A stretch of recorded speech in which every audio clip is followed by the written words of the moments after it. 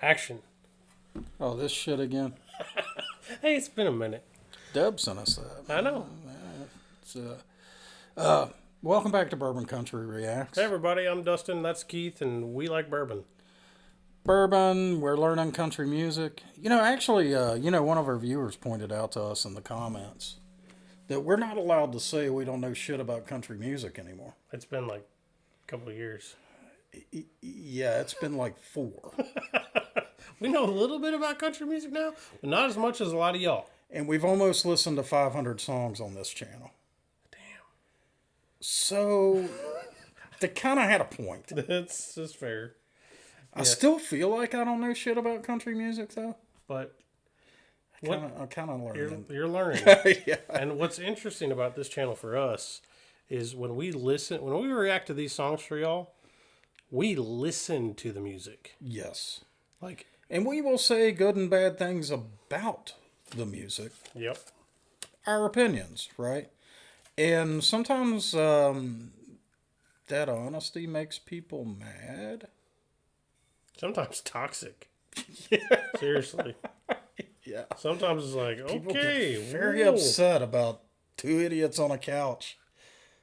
It's like... It hurts their feels. What do we matter? Yeah. It's weird. Yeah. Well, weird. Y'all are dumb. Well, maybe. Well, that's a given, but... You watched us. Just saying. What's that commentary on all of y'all's? No, not them. The other people. Well, I don't know. So, what we got there? So, we got a Steven bribe. Steven bribes are often such double-edged swords. How's that? Because he sends us absolutely killer drinks. But I feel like we've had this one, and it wasn't like... It didn't knock our socks off. I'm not sure we have. Still Austin? Man, that label does not look familiar to me. I think we have. I could be wrong. It's happened before, like a time or two. So he likes to send us really killer bottles. And songs that seem to generate dust in the air. He likes to get us in the fields. He does. Actually, it's been a minute since he's got us in the fields. It has. Maybe I'm being unfair because he's sent us a few lately that were not necessarily grab your heart, twist it, squeeze. Right. Early on, it was like every other tune. Really, Steven? Come on, bro. Like, I thought you liked us, man. But so I think he started to like us more.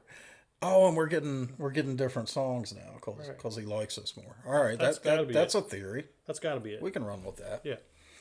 All right, so the title of this song is "Ships That Don't Come In." I think this could be a Fields tune. I think it might be. And all right, I'm gonna prepare myself. This is Toby, Keith, and Luke Combs. So these are some serious. And Joe Diffie. Yeah, he requested Toby, Keith, Luke Combs, but we couldn't find one. It was just those two. There's Joe Diffie in there somewhere. That's cool, right, Steven? Yeah, I hope so.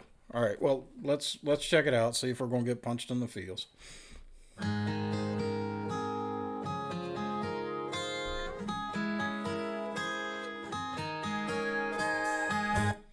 Man, I'm getting a crazy James Taylor vibe with that 12-string, right? I could see that. I almost thought, are we listening to a James Taylor song? There's one in particular that has damn near... It's almost the exact same chord intro. It's just like a little bit lower, I think. Is this a James Taylor song? I don't know.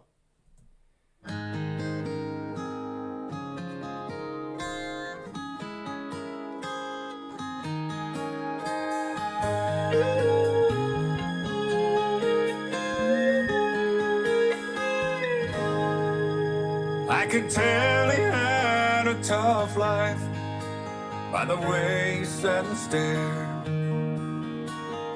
And me, I'd come to push and shove, so I pulled up a chair.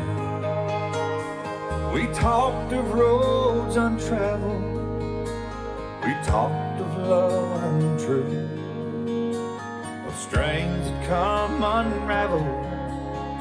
We were kings and chemicals.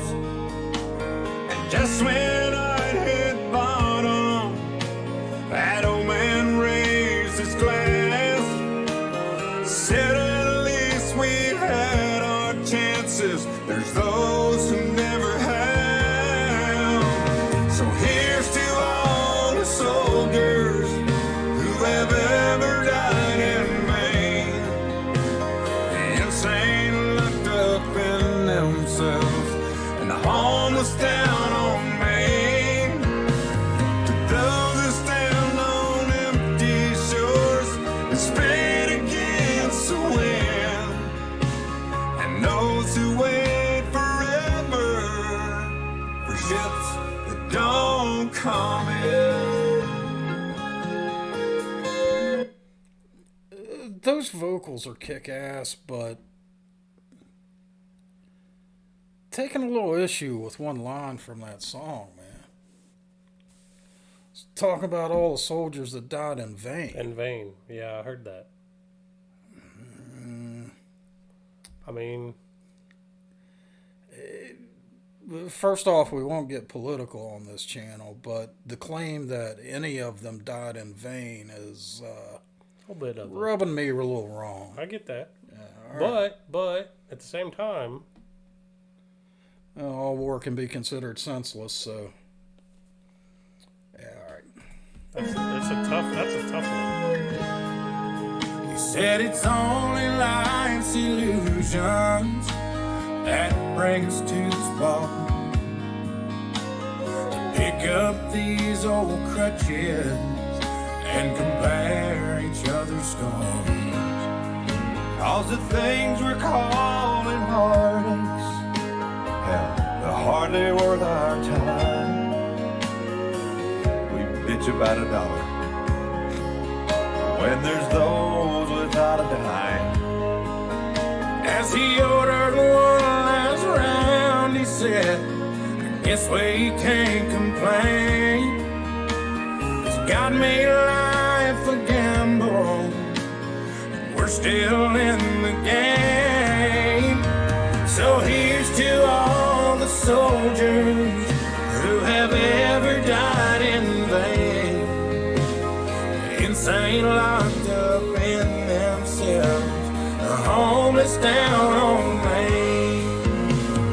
Those who stand on empty shores and spit against the wind, those who wait forever for ships that don't come in, and those who wait forever for ships that don't come in.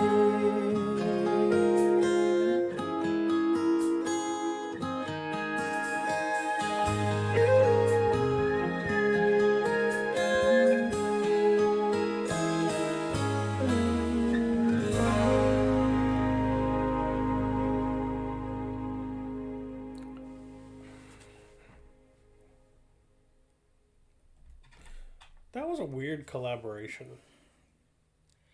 I think it worked, though. I think the composition of that song, the vocal talent on display was great. Well, yeah, but The composition with that 12-string guitar uh-huh. out front, Yeah. and yeah, it had fiddles and slide guitar in, but they were mixed way down. Right. Primarily, you got two instruments. You got the 12-string, and you got the vocals. You know, and I appreciate that. Right. So to me, what was weird about the composition was it was Toby's song. Luke had one verse, and Joe literally I didn't see him. he was at the very end. Oh, okay. He was the one that belted at the end that said ships that don't come in. Okay. That's all he did. The whole song. Maybe he played the 12-string the whole time. Maybe. I don't know. Well, we don't know that, right? Yeah. But from a vocal perspective, it was Toby for, what, 2 or 3 verses? Yeah, then Luke. Luke for 1. And then Joe yelled a couple words. Right. I was like, that was weird. So, the whole "died in vain" thing stuck in my craw a little, but the overall, the song is describing the effects of combat from obviously the people that were died and people that were seriously injured with lifelong injuries. Yep. The people who mentally never came back. That's right. And some of them are just, they're just not finding the help or not going to get the help they need. And others are there are, and the veterans homeless thing is an obvious problem. I think one that's a little harder for the general public to see is the guys that don't come back and they walk among us. They're everywhere. But they're still over there. Yeah, I mean, hell, Charlie Daniels wrote a song about still in Saigon, right? I mean, yep. A lot of those guys don't really come back and don't really get better and don't ever get happy again, which is that's sad. Super tragic. Yep. And I'm not sure what the fix is for that. And I think for me, kind of where the obviously different perspective, but that kind of talks to the in vain part. Like, they did it all for what? And in some cases, really good reasons. Yeah, like I say, I don't want to edge into the politics, realm. Right? Yeah. I think one thing, if any of you guys out there are that are watching this are your combat vets and maybe you've got the temptation to get into this stuff a little too much, or however you're self-medicating or dealing with those kind of issues. I think one of the toughest lessons for somebody that's been through significant traumatic events to learn is, man, you don't deserve to feel like that all the time. Yeah. You don't deserve it. Yeah. So I know it's way oversimplified, but if you can come to terms with the fact that you just don't deserve to live your life like that, being stuck in your own head, if you can get over that little hurdle, you'll. That's a long way. It is. It's a lot. So yeah, well, it's enough heavy shit from Keith and Dustin tonight, right? Yeah, let's talk about bourbon. Let's please talk about bourbon. So this bottle is called the Musician. Okay. So I've taken one sip of it. I didn't make a lot of mental notes on it. I had a general impression. This is okay. Mm-hmm. So now I'm gonna be a little more critical now and see what I really get from it. Okay.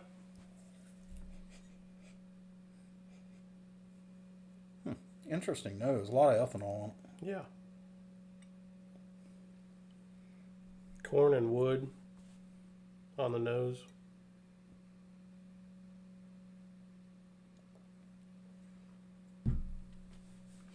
Okay, this has a neat flavor profile.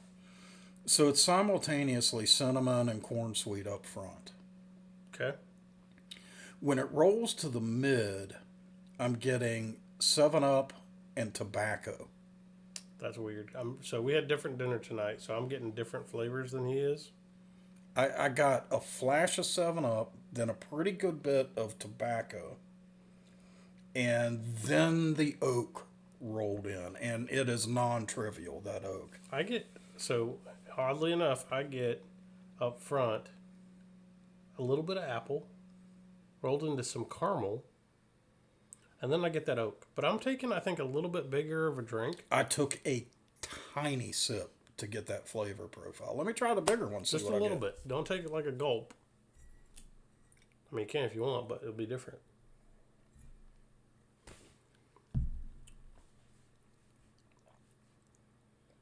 Absolutely. Apple, caramel. Some vanilla. A little bit of vanilla. And then Did you try a tiny? I did, and I got the 7-Up. that citrus is in there oddly with a very, like, if you just kind of let it touch your tongue, like just a tiny, tiny sip, it's there. That's Like a lemon lime burst. we were just talking about that last night. Yep. Having some drinks with some bourbon guys, local bourbon guys that know bourbon quite well, and I don't think they were aware that of how drastically you can change the flavor of a drink by altering the size of your sip. It's weird. And this is one of those. The nice thing about this one is that either way you go, It's pleasant. it's good. Yeah. I'm actually very impressed by this bottle. I'm pretty impressed too. What proof you got? This is not weak. I'm gonna go. Let me try one more. I even got a little bit of melon in there. Mm-hmm.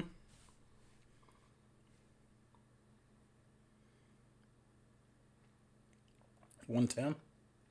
So your proofer's off. I don't think it's nearly that hot. Obviously, I know the proof, but this is 98.4.